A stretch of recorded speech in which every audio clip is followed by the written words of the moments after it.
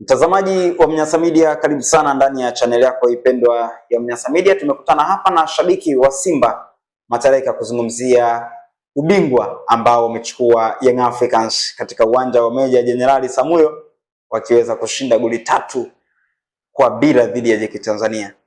Bwana, habari za muda huu? Habari nzuri, namshukuru Mwenyezi Mungu.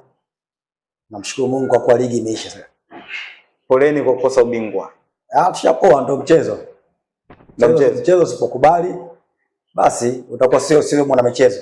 Kama mwana michezo, tamati ikifika sema ligi imekwisha, tuangalie ligi nyingine. Bwana, leo hii Young Africans kama kawaida yao jumba jeupe wakiwa Meja Jenerali Samuyo.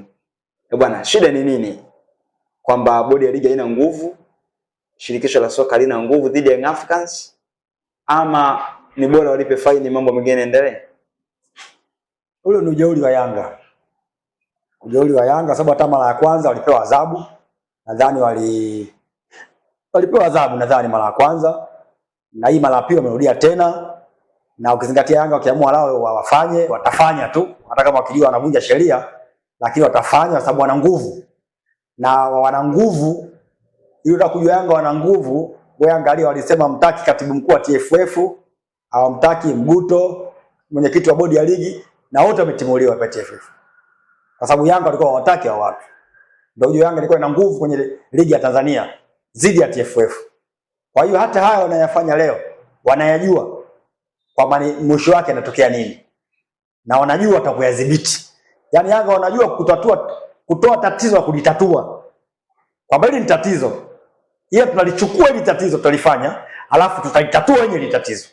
Yanga wanaweza. Kwa nguvu ambayo Yanga wanayo. Sasa nguvu hiyo peke yake timu nyingine haziwezi. Kwa sababu Yanga iko juu ya nini? Iko juu ya TFF. Na ukiangalia leo hii wale ambao wamesema hawataki pale TFF, waliowekwa sasa hivi TFF ni mmoja wa Yanga. Yaani viongozi kutoka ndani ya Yanga ambao ndio wanaongoza TFF leo. Sasa TFF haina nguvu, haina sauti. Mpaka ligi inaisha. Tumelalamika toka ligi ipo kati, mpaka ligi inaenda mwishoni, leo ligi imeisha. Bado Yanga wanatoka wanakuja jumba jeupe wanaingia uwanjani. Mechi ya Simba wanatoka jumba jeupe wameingia uwanjani. Kwa hiyo tafsiri hiyo peke yake kwamba Yanga wana nguvu zidi ya TFF. Yanga wana nguvu zidi ya TFF kwenye ligi ya Tanzania. Bwana, baadhi ya mashabiki wa Simba wanalalamikia kwamba wao ndio walitakiwa kuwa mabingwa kwa maana ya klabu ya Simba. Hata Murtaza Mangungu ameweza kutoa kauli kwamba mambo yakiwa fair kwa timu zote kunaleta ushindani wa kweli. Unadhani alichokilalamikia Mangungu kusema kwamba kuna timu zingine zinaonewa yuko sahihi? Yuko sahihi. Kama hapo nilikwambia la kwanza kwamba Yanga ana nguvu zidi ya TFF. Hiyo peke yake inaonyesha kwamba Yanga hatoweza kufanywa tukio baya na refarii hata siku moja. Tafuta mechi ambayo Yanga imefanywa tukio baya na refarii, Yanga akakosa kunufaika na refarii. Lakini matukio mengi ambayo Yanga yanatokea ananufaika Yanga, anufaiki mpinzani wa Yanga. Matukio yote yanayotokea anufaika Yanga, anufaiki mtu ambaye anacheza na Yanga. Umeelewa baka? Hata kwa hiyo peke yake, kwa nini kila siku anufaika Yanga kwenye matukio marefarii wa dhaifu, marefarii wanakosea, kwa wanakosea kwenye timu zingine, hawakosei kwenye Yanga? Hebu niambie hapo. Yaani marefarii hao tunasema kweli marefarii ni binadamu, wana mapungufu yao. Kwa hiyo mapungufu ya marefarii yawe kwenye Lipuli tu, Pamba tu, Dodoma Jiji tu, ila kwa Yanga hakuna mapungufu hayo. Ndio maana kwamba Yanga wana nguvu zidi ya TFF. Kwa hata marefarii leo wanafanya kazi hiyo kuhakikisha wanafanya Yanga hiyo bingwa. Na leo Yanga imekuwa bingwa kweli kupitia marefarii. Na ndio maana Mangungu akasema tukienda kucheza mpira wa haki, kucheza mpira wa haki, tunapata bingwa wa haki. Na tutafukuzana kwa haki. Lakini sababu hatucheze mpira wa haki, tunapata bingwa asiyokuwa na haki. Ndio umefikia huko?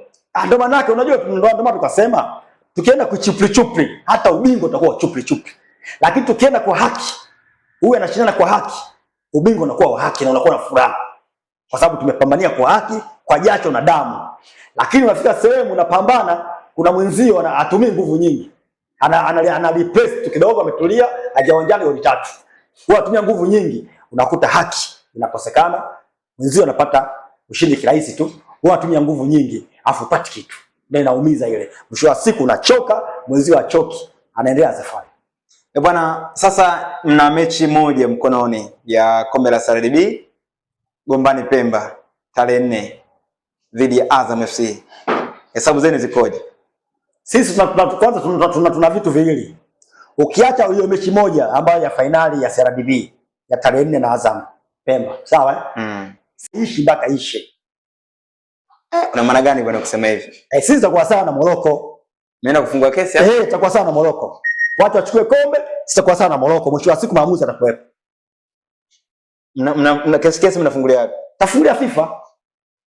Kwani wao zetu walifungulia wapi kesi? Hiyo kesi itasemaje sasa? Kesi zina aina mbili pale. Kesi ya kwanza kwa Simba tutaifungua kupitia viongozi. Sasa tumekaa kimya. Simba tujakaa kimya.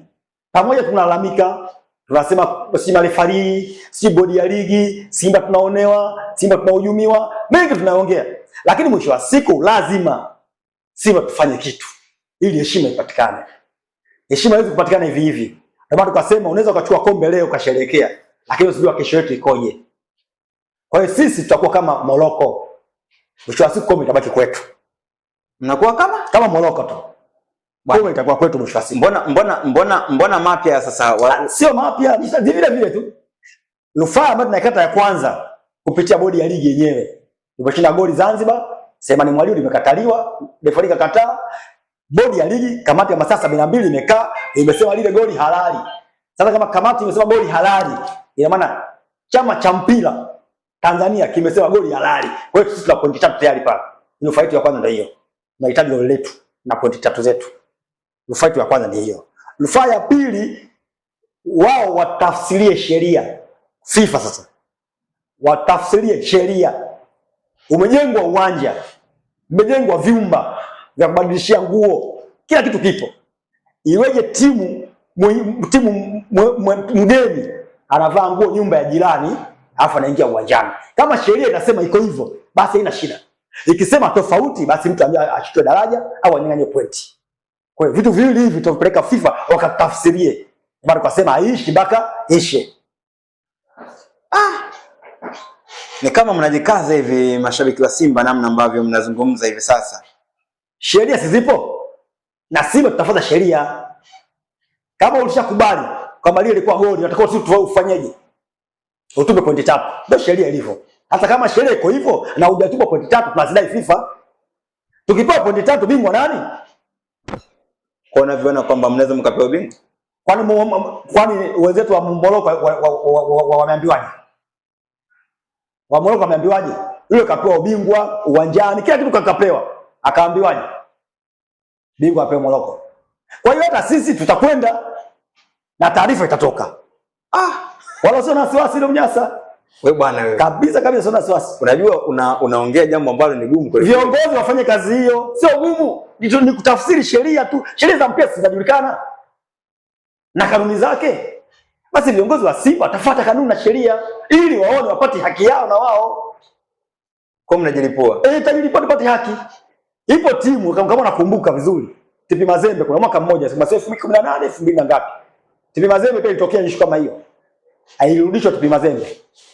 Ikaingia robo, ikaingia hatua, ikaingia robo. Hivyo na ilipitia vitu hivi. Ilikuwa TP Mazembe. Hata Simba yenyewe pia mchezo wa kimataifa na ilikuwa na Raja sina nani wale, sikosei. Simba hii ilikuwa ishatoka, ikaamba iendelee hatua ya pili. Sababu kuna jamaa zao wacheza mchezaji tofauti. Simba ilitolewa, lakini Simba iliendelea. Bwana, kwa hiyo hata hili nalo hili litakuja litakaa sawa. Bwana, kule Zanzibar vipi? Gombani Pemba, Azam FC mtawafunga? Sisi Azam tutawapa visasi vitatu wale kwanza. Visasi vitatu tutawapa Azam. Cha kwanza kushirikiana na adui yetu. Hilo cha kwanza, washirikiana na adui yetu. Leo kwa marafiki. Tapa kisasi cha kwanza. Cha pili kutokutuheshimu Simba. Kutokutuheshimu si Simba. Hicho kisasi wanacho hiko. Cha tatu tunahitaji kuwaonyesha kwamba Simba ni taifa lidude likubwa Afrika. Sio unavyofikiria wewe tu, unasikia Simba tu basi. Simba ni dude likubwa Afrika. Lazima ulijue hilo dude likubwa ni nani. Ni Simba. Kwa hiyo Azam tutamuonyesha Kwa nini Simba inaitwa lindu kubwa Afrika? Kwa nini timu kubwa Afrika zinaiogopa Simba? Sio mwisho Azam. Kama alifikiri mchezo, atakwenda kuona hiyo tarehe 4. Bwana utakuta hata leo. Kocha wa Simba leo, Steve Becker, hata kikosi chopanga leo, kaika vijana wale vijana under 20, kaika vijana wadogo, kati ya watu wakubwa wawili, basi.